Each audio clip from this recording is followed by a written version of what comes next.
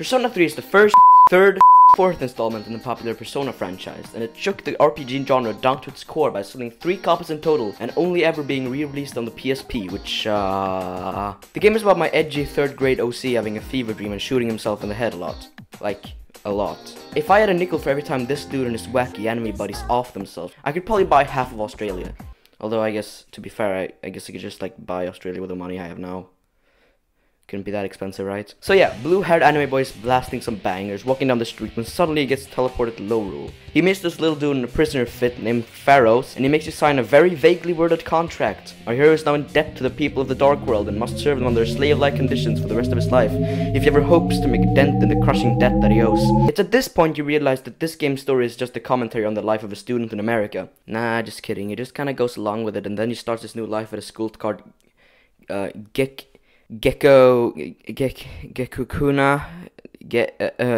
High, where he joins a club led by a chick who never grew out of her styles period, a chick straight out of Twilight, this dude who definitely still thinks LMFAO should get back together, and my husband. I will protect him with my life. He is precious and he holds his jacket over his shoulder with just like, come on dude. How are you not gonna fuck this? Yeah, so a big part of this game are the so-called social links. Basically just a way to power up your Pokemon, making friends, talking to your boys, or having sex with girls. Yep, you can fuck in this game. Like, not actually fuck, just like, kind of fuck.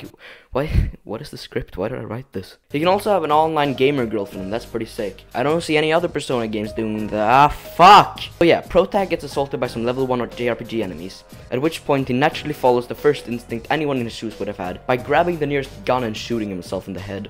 Yeah. Then a Pokemon appears from his body, and now he's forever linked to this thing. Well, he's linked to it at least until the protagonist tells him to get Jack Frost like I did in my playthrough. Look at him. I have no regrets whatsoever.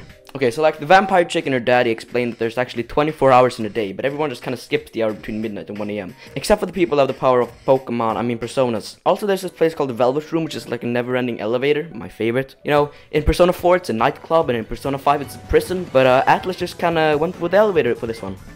Huh. There's this chick named Elizabeth who is just dying to go to the mall, and then there's this dude named Igor with a big-ass nose. Like damn dude, what that nose do?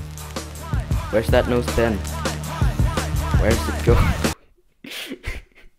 I'm so fucking sorry for this, y'all. During the 1 additional hour, these anime kids' school becomes a huge-ass tower full of masked Pokemon. And although I'd like to see what these fuckers are hiding, we need to wait 4 installments for that. Show me your true form. Every full moon, the shadows kind of fuck around and attack Nippon, and it's at this point you realize, oh fuck, there are no dungeons, there's just these stupid-ass missions you go on every month. These range from really simple to really cool. My personal favorite of these full moon operations is the Love Hotel. You go to it in July and you get to see the chick with daddy issues take a shower. Also, I forgot to mention, all of these wacky anime buddies carry really dark, traumatic baggage. The hot dude's sister fucking burned to death. The party rocker has an alcoholic dad. And also there's this dude who loves eating ramen and also wants to fuck his teacher. He's my favorite.